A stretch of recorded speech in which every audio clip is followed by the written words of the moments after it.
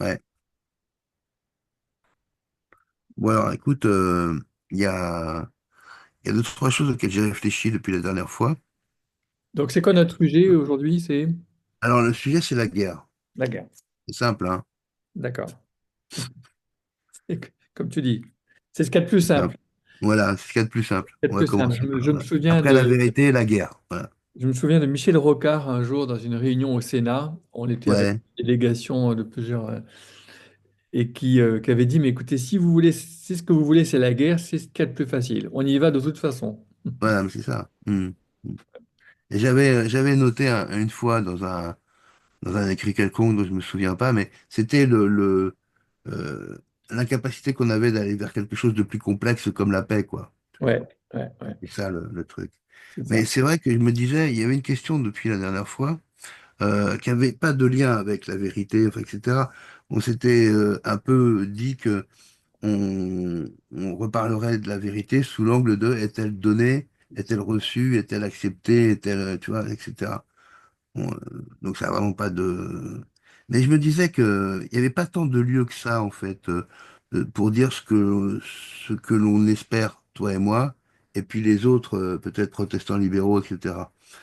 En fait, je me suis rendu compte à travers les lectures du blog de mon blog, qu'en fait, j'avais envie aussi de lui donner une connotation, non pas religieuse, etc., mais d'une forme de pensée, tu vois. Oui, Euh, et voilà. Donc c'est vrai que ce qui vient après ça, tout ça, c'est euh, tout ce, tout ce que tu peux penser, toi, alors de la guerre, tout ce que tu peux en dire, tu vois, tu vois, ça commence fort, hein. oui, Voilà. Toi, philosophe contemporain, tu voudrais en dire quoi? Toi, protestant, libéral, pour l'interrogation, je ne sais pas, mais j'imagine que oui, c'est depuis le temps que je te connais. Et toi, Marie, père de famille, etc. Tu vois, et c'est trois toi. Euh, j'ai sûrement oublié des choses, mais j'ai mm, pensé que c'était important que... mm. Alors, moi, je sais que tu n'aimes pas te faire enfermer dans cette espèce de piège à con qu'on essaie de te tendre à chaque fois, à savoir philosophe protestant. Ah bah non, là, vous pouvez pas... vous êtes à l'IPT, Institut protestant de théologie, vous pouvez pas intervenir parce que vous avez forcément pensé ça ou ça. Philosophe, protestant, blanc, homme. Voilà, ouais, Bon, voilà, c'est ça. Non, là, non, mais c'est ça, voilà. là, ça va très vite, Ouais, vraiment dans c'est la vrai. catégorie des mâles dominants, on va dire. Bon, Voilà, c'est ça, voilà. après, non, non, je plaisante, je plaisante. On peut Non, non, mais déconstruire. c'est... Hmm, Évidemment, on peut déconstruire tout ça. Écoute, moi, je mettrais la philosophie presque comme un moment à l'intérieur d'une réflexion plus générale. Oui, oui, oui, bien sûr, je suis un humain euh, hmm, qui, euh, qui ait la chance ou la malchance d'avoir des enfants et des petits-enfants, et donc, ou en tout cas une petite fille déjà, et donc qui pense la guerre sur ce fond-là qui enfin, je pense qu'il nous dépasse tous, parce que de toute façon, nous tous, on a tous les enfants ensemble, quelque part, à charge, hmm. évidemment. Bien sûr, Donc tout à fait. ça nous touche tous. Et puis moi, comme protestant, oui, je peux revenir sur la question du mal, sur la question du tragique, parce que c'est là que ça me touche, en fait. Tu vois, là, c'est là Hmm, que ma foi, je ne sais pas si elle est toujours très libérale, d'ailleurs, face à ça. et voilà. Trop tragique parfois pour être vraiment libérale. Mais si tu veux, pour moi, la guerre, si j'essaye de penser la guerre, là, actuellement, euh, je me sens deux limites qui sont presque de l'ordre de l'impensable. D'un côté, normalement, tout est fondé sur l'interdit du meurtre. C'est pas seulement Hmm, religieux, c'est aussi politique. On n'a pas le droit de tuer, on n'a pas le droit.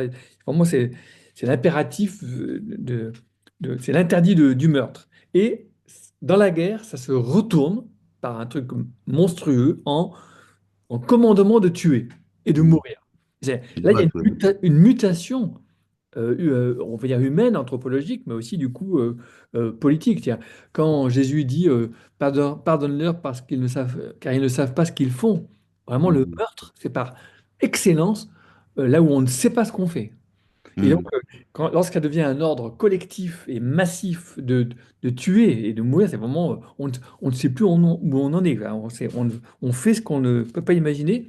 Et je pense que pour la démocratie, là, il y a un enjeu très particulièrement euh, comment dirais-je, abyssale. En fait, hmm, la démocratie, elle repose quand même sur l'ordre public, et donc quelque part sur un peu une sécurité minimale, donc une armée, une police, etc. Même si, par principe, pour la démocratie, en principe, chaque vie compte. La Mm. démocratie veut aller au secours de chaque vie qui compte, hein, prendre soin de chaque vie. Ce serait ça il me semble que ce serait ça. Et bien là, justement, là aussi, elle se retourne. La démocratie touche une limite. Ça serait un premier point. Puis de l'autre côté, euh, il me semble que la guerre, depuis toujours, mais en ce moment, c'est de plus en plus net, de plus en plus fort, la guerre, ce qu'elle vise à détruire, c'est le monde.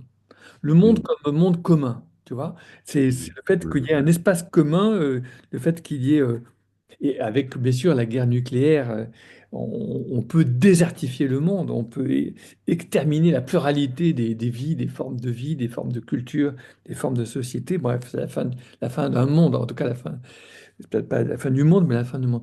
Je pense que le fait que la guerre ne s'attaque pas seulement à des humains, mais s'attaque à tout ce à quoi des humains tiennent. Mm.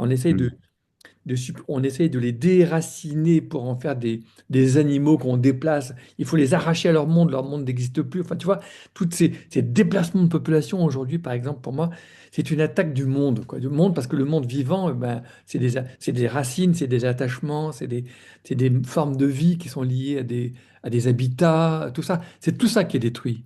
Hein, c'est pas seulement les habitants, c'est aussi les habitats. Voilà. Bon, Mm. bon, c'est un peu une réflexion un peu trop générale, mais c'est un peu pour moi la toile de fond de la difficulté à penser la guerre aujourd'hui, je pense.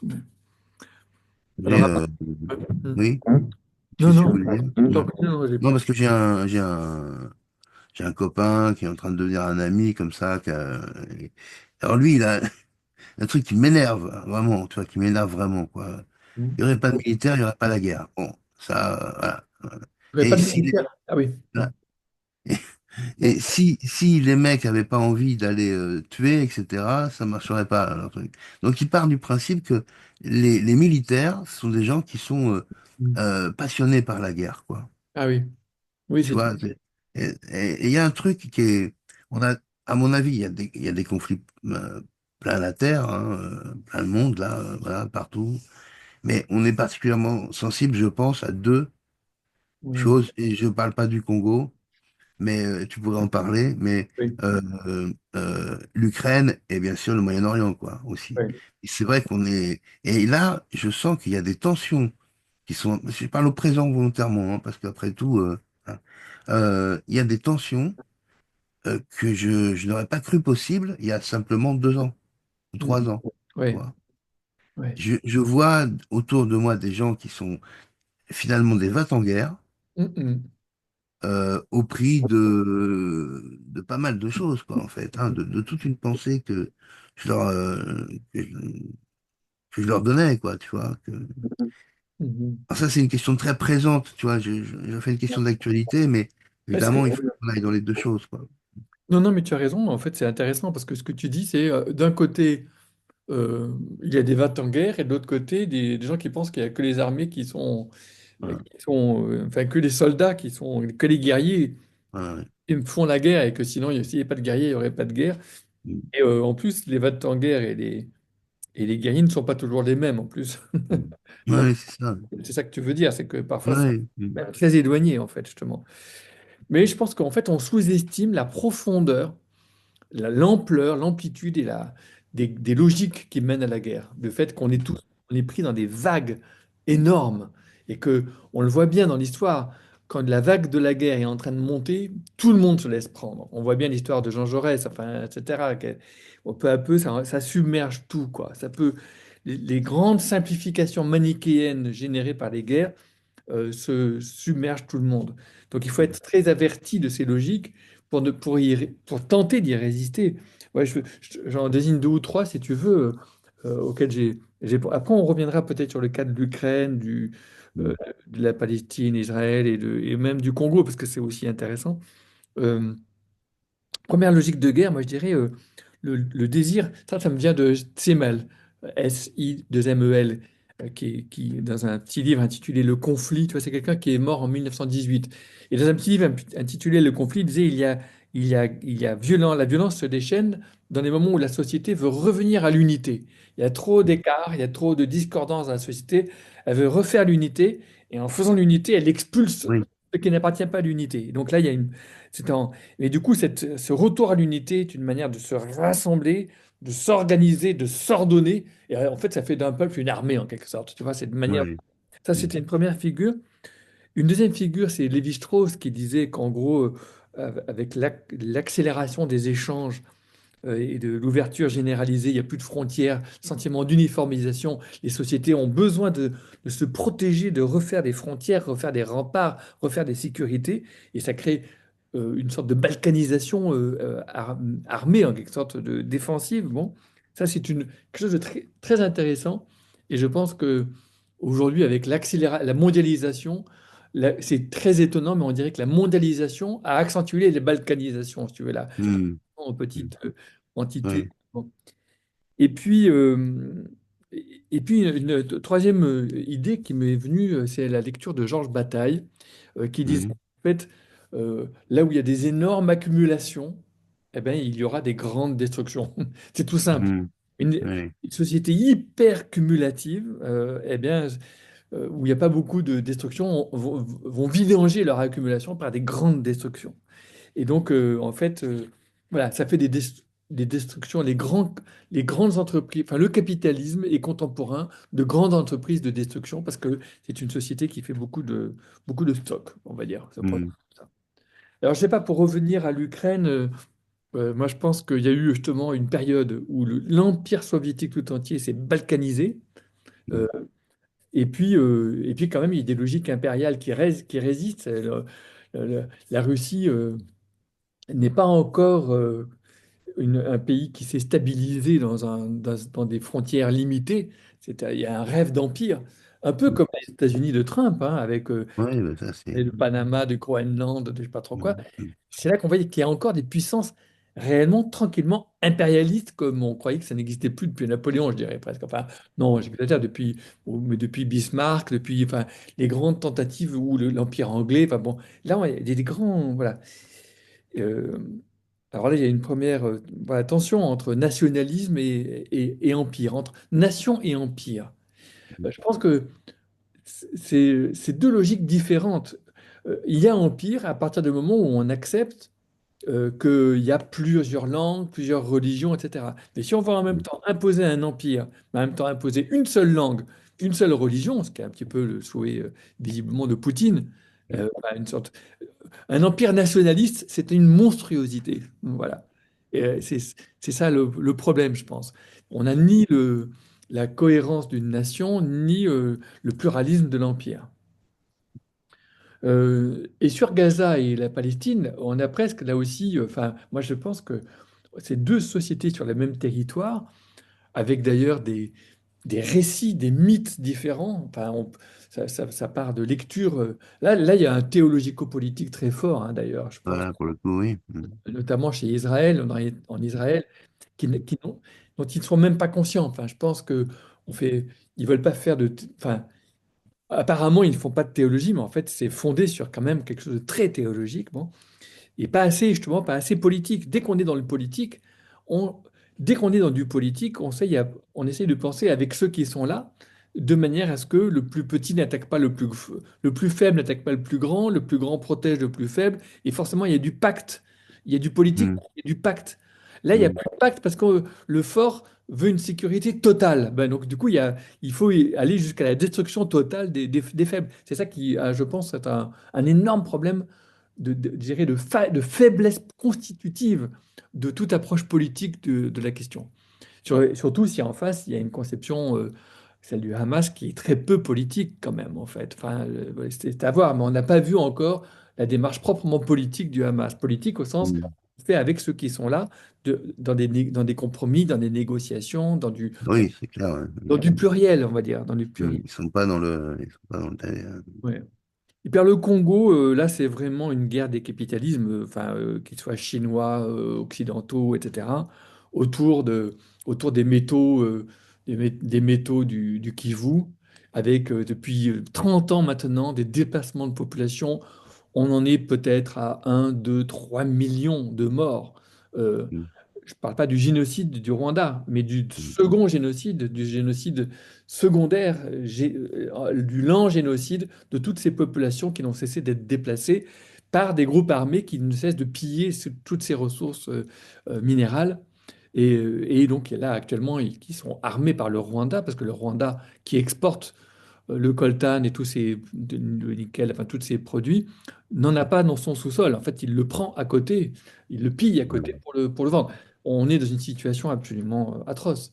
Donc là, on voit bien que ces milliers, ces dizaines, ces centaines de milliers de femmes qui ont été violées, que le docteur Mukwege tentait de Mm. réparer à Bukavu, etc. Mais maintenant, les troupes du M23 sont actuellement, pendant que je te parle, en marche vers Bukavu.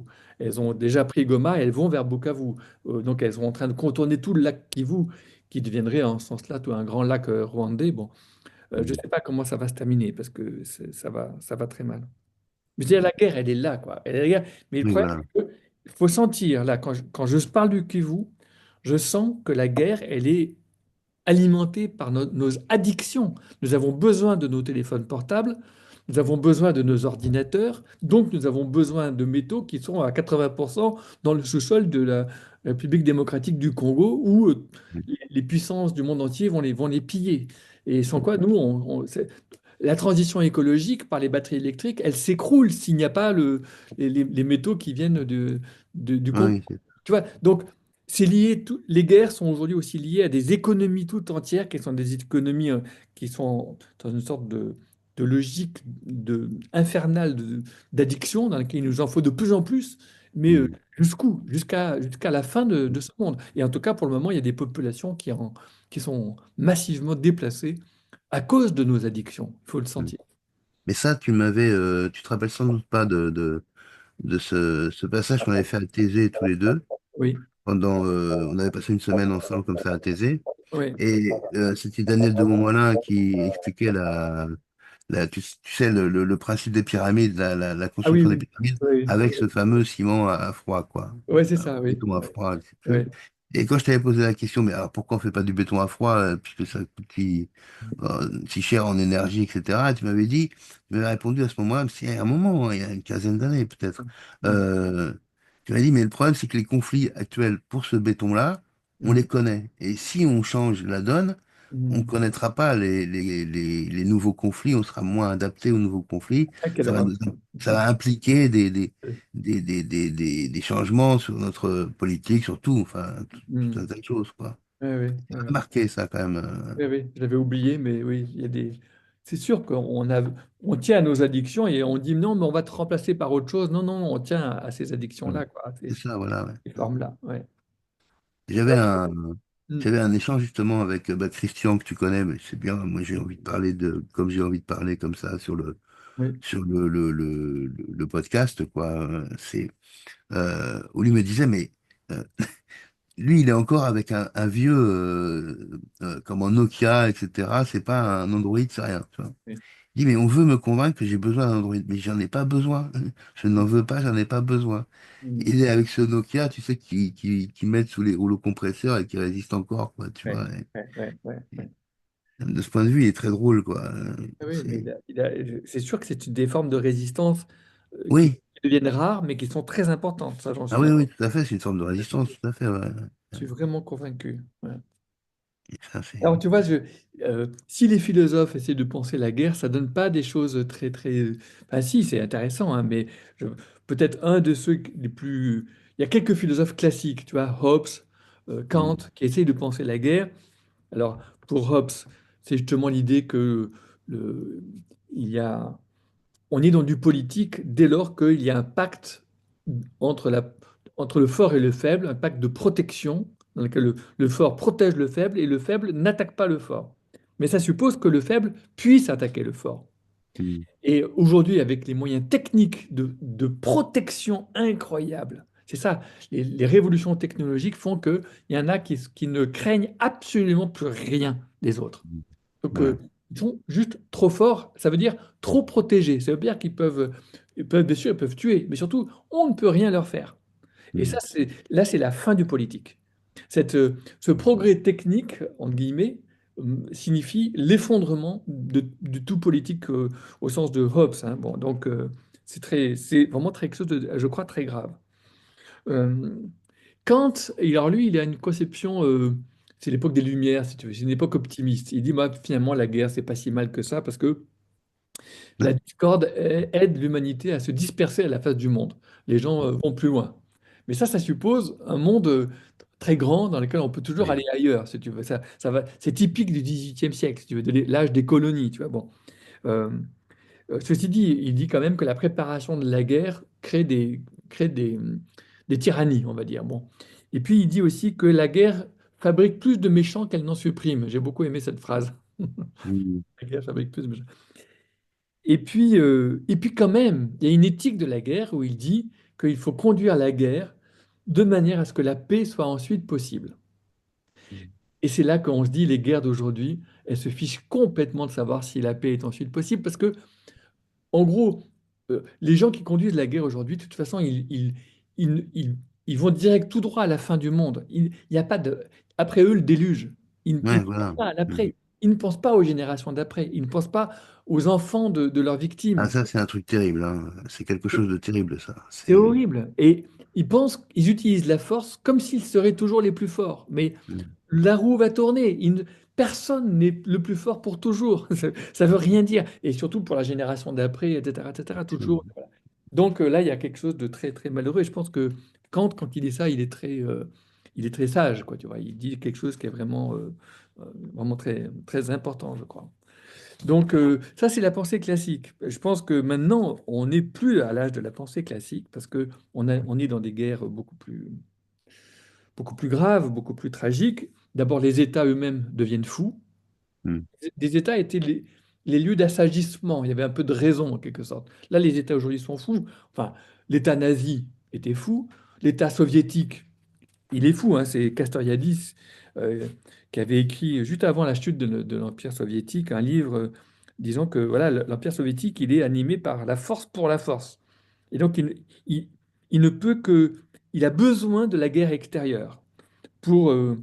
sinon, il s'écroule. C'est un système qui s'écroule. Tu vois, il faisait la liste de toutes les attaques. La Hongrie, la Tchécoslovaquie, le Vietnam, euh, qu'est-ce que je vois? J'arrive pas à lire là. Le Mozambique, l'Angola, l'Éthiopie, l'Afghanistan, et récemment la Géorgie, la Syrie, l'Ukraine. Tu vois, sans cesse, le- la Russie soviétique et ou post-soviétique a eu besoin tout le temps d'attaquer. Ça veut dire que c'est plus un État dans un sens classique du terme, c'est autre chose. Et peut-être que nous allons vers des États qui sont comme ça. Enfin, certains États, je ne sais pas la Chine, vers quoi elle va, je ne sais pas même les USA actuellement vers quoi ils vont, quoi. En tout cas, ils ne veulent que la force pour augmenter la force. Il faut toujours être un peu plus fort, encore plus fort, encore plus fort. Donc, il y a quelque chose comme une logique vraiment folle. Mm. C'est ça qui m'inquiète, c'est ça que je vois. Alors, tu me demanderas là-dedans que fait une pensée chrétienne. Oui, ça pourrait être ça à la prochaine, effectivement, mais Hmm, je ne c'est sais pas. justement pour moi un décrochage de toute cette logique-là, mais décrochage, véritablement. Mais tu vois, c'est là que Simone Weil, la philosophe, Mm. pleine montée vers la Seconde Guerre mondiale, et pendant, tu vois, en 1938, etc., elle écrivait des réflexions sur la barbarie extraordinaires, où elle disait on est toujours barbare avec les faibles. Elle disait pas il ne faut pas être barbare avec les faibles, elle dit on est toujours barbare avec les faibles. Donc tu vois, c'est intéressant parce que ce qu'elle veut dire, c'est que il faut que personne ne soit trop faible. Il faut toujours que le faible ait de quoi faire mal au plus fort. Ça serait la démocratie, on va dire. Mais aussi, il faut déprotéger les plus forts. Et ça, c'est peut-être une question proprement religieuse. Je pense que le sens profond des religions, c'est le sens ou du tragique, pour penser les tragiques de la Grèce ancienne, c'est de dévoiler aux humains leur vulnérabilité, leur fragilité, leur caractère périssable, le fait qu'ils sont rien, quoi. Ils peuvent être arrachés comme l'herbe par la tempête, ils sont rien, tu vois. Et donc il faut qu'ils acceptent de renoncer à ces protections imaginaires, si tu veux, déjà dans lesquelles ils sont. Et là, là, il y a quelque chose, un combat à mener, si tu veux, tu vois. Et quand elle Je lit, suis d'accord avec ça, oui. tu Tout vois, à fait. et quand Simone Veil est toujours la même, je parle de la philosophe, hein, pas la Oui, politique. oui, oui. Quand elle écrit un commentaire de l'Iliade, elle dit par quoi se termine l'Iliade? Il y a la colère d'Achille, tout ça, bon, mais à la fin, elle se termine par le fait que Achille va relever le vieux Priam qui venait redemander le corps de son fils Hector qui avait été traîné dans la boue, tu vois, bon, dans la poussière. Et il pleure sur son épaule, etc. Et c'est là que les humains mesurent leur vulnérabilité, leur fragilité, la mort. Enfin, tu vois, c'est ça qui manque aujourd'hui. Voilà, c'est ça qui est perdu. C'est ça que les, que les tragiques nous rappellent. Tu vois, Mm, la tragédie grecque, Médée, Antigone, l'Orestie d'Échille, c'est ça que Freud aussi nous rappelle. Dans le mm, malaise dans la civilisation, Thanatos, les mm. pulsions de mort, etc. Mais le, comment est-ce que les pulsions de mort peuvent prendre le pas sur les pulsions de vie? Tu vois, c'est Oui, tout à fait, oui. une Oui, grande énigme pour Freud. Il le voit autour de lui, tu vois. bien sûr, oui, Ouais. bien sûr. Donc, voilà, voilà, moi, je reviens sur ce que je disais au début. Il me semble que ce qui est difficile, c'est que garder une démocratie qui garde, le- même si elle le transgresse, l'interdit du meurtre le plus possible, euh, et le désir de sauver chaque vie, de prendre soin de chaque vie, ça reste vraiment la boussole de nos démocraties. C'est pas gagné. Bon. Mm, Euh, et puis, accepter enfin, reconnaître ce que la guerre fait au monde, la guerre comme transformation accélérée du monde sous la forme de la destruction, sous la forme tu vois, c'était Günther Anders, l'ami de Arendt, enfin le mari mm. de Arendt. Ah oui, oui. Il disait, tout ce qui a été fabriqué sera un jour détruit. Mhm. Tu vois, c'est horrible. Donc en Mm, fait, comme on est des sociétés qui fabriquent énormément, il faut penser mm. que tout ça, ça doit être détruit et que euh, voilà, on ne peut pas construire sans détruire, on ne peut pas. Et c'est ça, si on ramène C'est le monde à ce que nous avons construit, eh ben, le monde entier va être mm. détruit. Voilà. Ouais. C'est quoi la part de l'absurde là-dedans, alors? Ouais. On peut aborder même la faiblesse comme une force, Oui, etc. Je le dis comme ça, mais il y a un côté ridicule aussi, il y a un côté euh, absurde. absurde, C'est pas absurde. tout à fait la même chose, ridicule et absurde, mais Grotesque, oui. Enfin, ah, oui, dérisoire. c'est ça. Oui. Oui, oui, bien Puis sûr. Ouais. vraiment avec une espèce d'inconscience Ouais. collective, mais du plus fort pour le coup Ouais, aussi, tout à quoi. fait, tout à fait. Je pensais, j'avais noté d'ailleurs des titres de films. Mhm. Alors, il y a le désert des Tartares, hein, qui est magnifique. Il y a le crabe tambour. J'aime bien le crabe tambour parce que Oui, je sais que tu aimes bien le crabe-tambour, ouais. ouais. On Ouais. pourrait en parler parce que cet officier qui dit il est sur un navire de la marine française du côté du Groenland, justement, dans les icebergs, et qui dit sans vaisseau, les humains ne sont pas grand-chose, tu sais. Mhm. Euh, et puis la ligne rouge de Terrence Malick, qui est vraiment un film terrible de la guerre. Je te recommande La ligne rouge, c'est vraiment un film terrible, terrifiant, qui fait penser à ça, à cette destruction du monde, et qui fait penser justement que ceux qui sont les va-t-en-guerre, comme tu disais, c'est des gens qui ne veulent pas savoir ce que c'est, qui ne savent pas ce qu'ils font, qui ne savent pas ce qu'ils veulent, qui ne croient pas ce qu'ils savent, qui ne savent pas oui, qui ne sentent pas ce qu'ils font en fait, au fond. Ils ne sentent pas ce qu'ils veulent faire. Ouais. Ils n'ont pas Ouais, c'est ça. c'est un défaut de sensibilité, un défaut d'imagination. Mhm. En fait, un défaut de pensée. Ils ne pensent pas simplement, tout simplement. Mm. Mm. Je crois qu'on pourrait s'arrêter là-dessus, en fait. D'accord, excuse-moi, Mhm. je suis très bavard, hein, Non, non, mais c'est bien, au contraire, mais justement, je trouve que ça, c'est, voilà, quoi. d'accord, ok, Ça pourrait être une conclusion intéressante, quoi. d'accord. Eh ben, alors, j'arrête l'enregistrement.